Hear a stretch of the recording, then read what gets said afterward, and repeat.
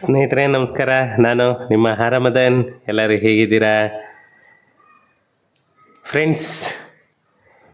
ಇವತ್ತು ಒಂದು ಮುಖ್ಯವಾದ ವಿಷಯ ಅನ್ನೋದಕ್ಕಿಂತ ಒಂದು ಸೆಂಟಿಮೆಂಟಲಿ ಜನ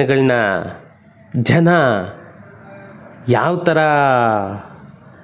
ವರ್ತನೆ ಮಾಡ್ತಿದ್ದಾರೆ, ಯಾವ ಥರ ಜನಗಳನ್ನು ನಡ್ಕೊಳ್ತಾ ಇದ್ದಾರೆ ಅಂದರೆ, ಒಂದು ಪ್ರಪಂಚದಲ್ಲಿ ಒಂದು ಸಂಬಂಧಕ್ಕೆ ಬೆಲೆನೇ ಇಲ್ಲ ಅನ್ನೋದನ್ನ ಒಂದು ಪ್ರೂವ್ ಮಾಡ್ಕೊಳ್ತಿದ್ದಾರೆ. ಅದಕ್ಕೆ ಸಂಬಂಧಪಟ್ಟಾಗೇ ಇವತ್ತು ಒಂದು ವಿಡಿಯೋ ಮಾಡ್ತಾ ಇದ್ದೇನೆ ಫ್ರೆಂಡ್ಸ್. ಅದಕ್ಕೂ ಮುಂಚೆ ನನ್ನ ಚಾನಲನ್ನು ಇನ್ನು ಯಾರೆಲ್ಲ ಸಬ್ಸ್ಕ್ರೈಬ್ ಮಾಡ್ಕೊಂಡಿಲ್ಲ ಪ್ಲೀಸ್ ಸಬ್ಸ್ಕ್ರೈಬ್ ಮಾಡ್ಕೊಳ್ಳಿ. ಹಾಗೆಯೇ ವಿಡಿಯೋನ ಕೊನೆವರೆಗೂ ಸ್ಕಿಪ್ ಮಾಡಿದೆ ನೋಡಿ ಫ್ರೆಂಡ್ಸ್. ಇವತ್ತು ಈ ವಿಡಿಯೋ ನಾನು ಮಾಡ್ತಾ ಇರೋ ಉದ್ದೇಶ ಒಂದೇನೇ. ಆ್ಯಕ್ಚುಲಿ ಒಂದು ತಂದೆ ತಾಯಿ ಇರೋರಿಗೆ ಅವರು ಬೆಲೆ ಗೊತ್ತಿರಲ್ಲ. ಯಾವುದೇ ಒಂದು ವಸ್ತು ಆಗಲಿ, ತಂದೆ ತಾಯಿ ಅನ್ನೋದಕ್ಕಿಂತ ಯಾವುದೇ ಒಂದು ವಸ್ತು ನಮ್ಮ ಹತ್ರ ಇದ್ದರೆ ಅದ್ರ ಬೆಲೆ ಗೊತ್ತಿರಲ್ಲ ನಮಗೆ. ಅದು ನಮ್ಮಿಂದ ದೂರ ಹೋದಾಗ ಮಾತ್ರನೇ ಅದ್ರ ಬೆಲೆ ನಮಗೆ ಗೊತ್ತಾಗೋದು. ಅದೇ ರೀತಿ ಇವತ್ತು ನೋಡಿದ್ರೆ, ಯಾಕಂದರೆ ನಮಗೆಲ್ಲನೂ ಚಿಕ್ಕವರಿದ್ದಾಗೆಲ್ಲನೂ ನಮಗೆ ಈ ಅನಾಥಾಶ್ರಮ ಅನ್ನೋದು ಒಂದು ಹೆಸರು ಗೊತ್ತಿರಲಿಲ್ಲ ಬಿಡಿ. ಅನಾಥ ಅನ್ನೋದು ಮಾತ್ರ ಕೇಳಿದ್ವು ಅಷ್ಟೇನೆ.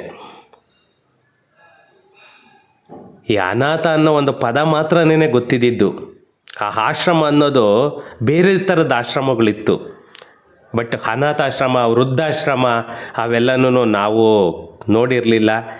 ಇವತ್ತಿನ ಇದರಲ್ಲಿ ಹೆಂಗಾಗಿದೆ ಅಂದರೆ ಗಲ್ಲಿಗೊಂದು ಸ್ಟಾರ್ಟ್ ಆಗ್ತಾ ಇದೆ.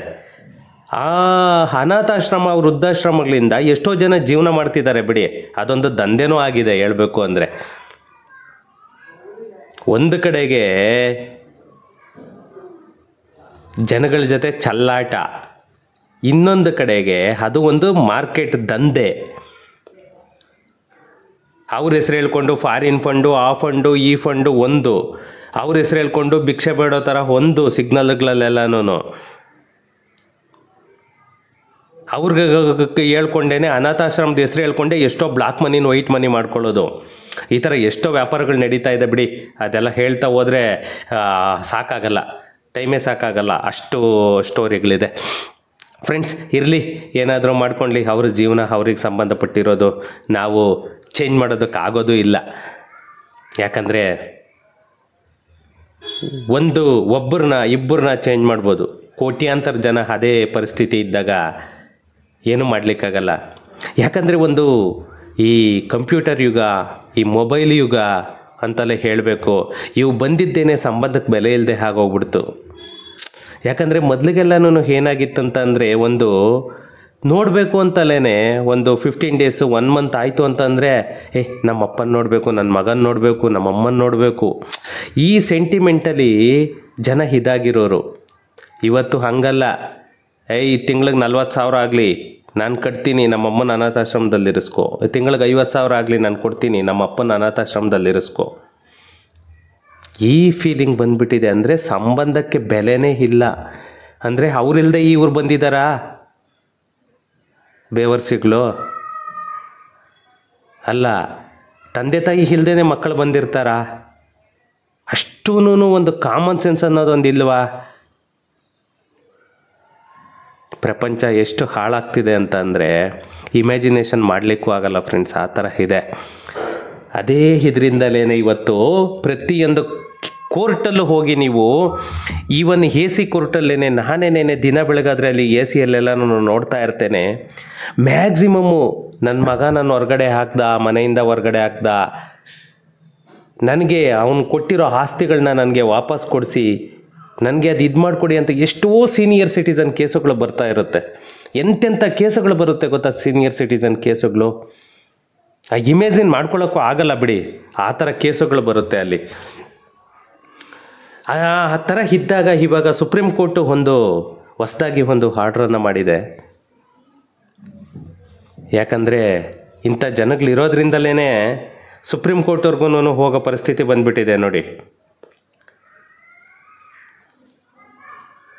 ಯಾಕಂದರೆ ಇವರೆಲ್ಲನೂ ಬುದ್ಧಿ ಕಲಿಯೋರು ಅಲ್ಲ, ಬುದ್ಧಿ ಕಲ್ತ್ಕೊಂಡು ಇದು ಮಾಡೋರು ಅಲ್ಲ.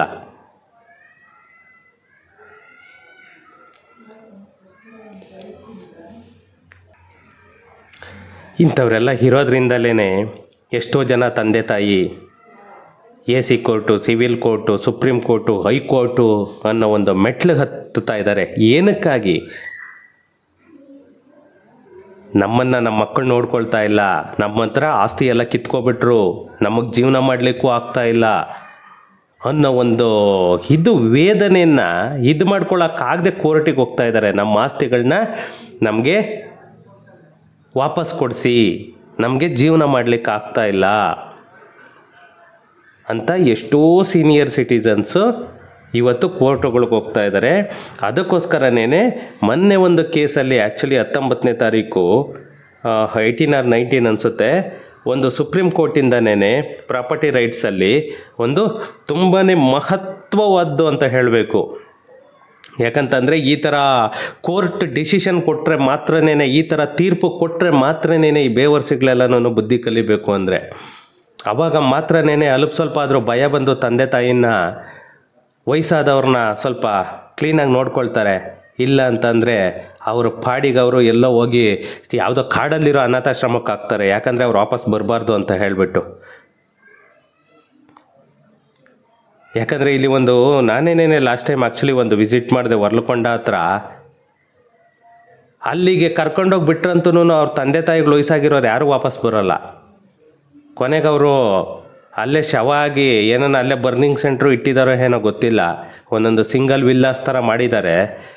ಎಷ್ಟೋ ಜನ ಫಾರಿನಲ್ಲಿರೋ ಅಂಥವ್ರು ಈ ITBT ಅವರೇ ತುಂಬಾ ಅಧ್ವಾನ ಆಗಿರೋದು, ಅವರೇನೇ ಜಾಸ್ತಿ ಇದು ಮಾಡ್ತಿರೋದು ತಂದೆ ತಾಯಿಗಳಿಗೆ. ಫಾರಿನಲ್ಲಿದ್ದೀನಿ, ಅಲ್ಲಿದ್ದೀನಿ, ಇಲ್ಲಿದ್ದೀನಿ, ನಾನು ನೋಡ್ಕೊಳ್ಳಿಕ್ಕಾಗಲ್ಲ, ಎಷ್ಟೇ ದುಡ್ಡು ಕೊಟ್ಟರು, ಅವನು ಎಷ್ಟೇ ಕೋಟಿ ದುಡಿದ್ರು ಕೂಡ ಅಪ್ಪ ಅಮ್ಮನ ಪಡೆಯೋಕ್ಕಾಗುತ್ತಾ? ಅವನ ದುಡ್ಡನ್ನು ಬ್ಯಾಂಕಲ್ಲಿ ಇಟ್ಕೋಬೋದು, ಇಲ್ಲ ಇದರಲ್ಲಿ ಇಟ್ಕೋಬೋದು, ಅಷ್ಟು ಬಿಟ್ಟರೆ ಅವನ ಆ ದುಡ್ಡಿಂದ ಏನೂ ಮಾಡೋಕ್ಕಾಗಲ್ಲ. ಅವನು ಬೇರೆ ಅಪ್ಪ ಅಮ್ಮನಂತೂ ಕೊಂಡ್ಕೊಳ್ಳೋಕ್ಕಾಗಲ್ಲ ಅವನ ಆ ದುಡ್ಡಿಂದ. ಅಂಥವ್ರಿಗೋಸ್ಕರನೇ ಸುಪ್ರೀಂ ಕೋರ್ಟ್ ಮೊನ್ನೆ ಪ್ರಾಪರ್ಟಿ ರೈಟ್ಸ್ ಇದರಲ್ಲಿ ಒಂದು ತೀರ್ಪನ್ನು ಕೊಟ್ಟಿದ್ದಾರೆ. ಏನಂತ ತೀರ್ಪನ್ನು ಕೊಟ್ಟಿದ್ದಾರೆ ಅಂತಂದರೆ, ಯಾರು ತಂದೆ ತಾಯಿನ, ವಯಸ್ಸಾದಂಥವ್ರನ್ನ ಯಾರು ನೋಡ್ಕೊಳ್ಳಲ್ವೋ ಅಂಥವರಿಗೆ ಸುಪ್ರೀಂ ಕೋರ್ಟು ಸರಿಯಾಗೇನೆ ಅದಕ್ಕೆ ತಕ್ಕಾಗೇನೆ ಪಾಠನ ಕಲಿಸಿದೆ. ಅದಕ್ಕೆ ತಕ್ಕಾಗೆ ಪಾಠ ಕಲಿಸಿದೆ. ಯಾಕಂತಂದರೆ ಒಂದು ಏನು ಗೊತ್ತಾ, ಇವತ್ತಿನ ಇದರಲ್ಲಿ ಜನನ್ನ ಯಾವ ಥರ ಹಾಕ್ತಿದ್ದಾರೆ ಅಂತಂದರೆ ಅವ್ರನ್ನ ಇಮ್ಯಾಜಿನೇಷನ್ ಮಾಡ್ಕೊಳ್ಳಿಕ್ಕೂ ಆಗಲ್ಲ ಬಿಡಿ. ಆ ಇದರಿಂದಲೇ ಇಲ್ಲಿ ಸುಪ್ರೀಂ ಕೋರ್ಟ್ ನೋಡಿ, ಮಕ್ಕಳು ತಮ್ಮ ಹೆತ್ತವರನ್ನು ನೋಡಿಕೊಳ್ಳಲು ವಿಫಲವಾದರೆ ಪೋಷಕರು ಮತ್ತು ಹಿರಿಯ ನಾಗರಿಕ ಕಲ್ಯಾಣ ಕಾಯ್ದೆಯಡಿ ಪೋಷಕರು ನೀಡಿದ ಆಸ್ತಿ ಮತ್ತು ಉಡುಗೊರೆಗಳನ್ನು ಮರಳಿ ಪಡೆಯಬಹುದು. ಏನೇ ಕೊಟ್ಟಿದ್ರು ಕೂಡ ಅದನ್ನು ಇವರು ವಾಪಸ್ ತಗೊಳ್ಬೋದು ಅಂತ ಹೇಳಿಬಿಟ್ಟು ಸುಪ್ರೀಂ ಕೋರ್ಟು ಒಂದು ಮಹತ್ತರವಾದ ತೀರ್ಪನ್ನು ಪ್ರಾಪರ್ಟಿ ಕೇಸ್ ಟ್ರಾನ್ಸ್ಫರ್ ಇದರಲ್ಲಿ, ಯಾಕಂದರೆ ಒಂದು ಈ ಸೀನಿಯರ್ ಸಿಟಿಸನ್ ಆ್ಯಕ್ಟಲ್ಲೇ ಇದು ಮಾಡಿಬಿಟ್ಟು ಅವರಿಗೆ ಒಂದು ತುಂಬಾ ಒಂದು ಹೆಲ್ಪ್ ಆಗೋ ಅಂಥದ್ದು, ತುಂಬಾ ಹೆಲ್ಪ್ ಆಗೋ ಅಂಥ ಒಂದು ತೀರ್ಪನ್ನು ಸುಪ್ರೀಂ ಕೋರ್ಟ್ ಕೊಟ್ಟಿದೆ. ಯಾವುದೇ ಇದಾಗಲಿ, ಯಾರೇ ಆಗಲಿ, ತಂದೆ ತಾಯಿನ ನೋಡ್ಕೊಳ್ಳೋದು ವಿಫಲವಾದರೆ ಹಿರಿಯ ನಾಗರಿಕ ಕಲ್ಯಾಣ ಕಾಯ್ದೆಯಡಿ ಪೋಷಕರು ನೀಡಿದ ಆಸ್ತಿ ಮತ್ತು ಉಡುಗೊರೆಗಳನ್ನು ಅವರು ಮರುಪಾವತಿ ಮಾಡಿಕೊಳ್ಳಬಹುದು, ಹಿಂಪಡೆಯಬಹುದು.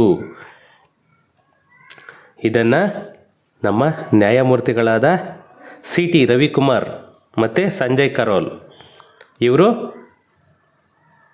ತೀರ್ಪನ್ನು ಕೊಟ್ಟು ತುಂಬಾ ಉಪಯೋಗ ಮಾಡಿದ್ದಾರೆ. ಯಾಕಂದರೆ ಈ ಥರ ಎಲ್ಲನೂ ಒಂದೊಂದು ಘಟನೆ ಬೆಳಕಿಗೆ ಬರ್ತಾ ಇರಬೇಕು. ಅವಾಗೇ ಸ್ವಲ್ಪ ತಂದೆ ತಾಯಿಗಳನ್ನ ಮನೆಯಲ್ಲಿಟ್ಕೊಂಡು ಸ್ವಲ್ಪ ಅಟ್ಲೀಸ್ಟ್ ಅವರು ಸಾಯೋವರೆಗೂ ಚೆನ್ನಾಗಿ ನೋಡ್ಕೊಳ್ಳಿಕ್ಕಾದ್ರೂ ಇದು ಬೀಳ್ತಾರೆ.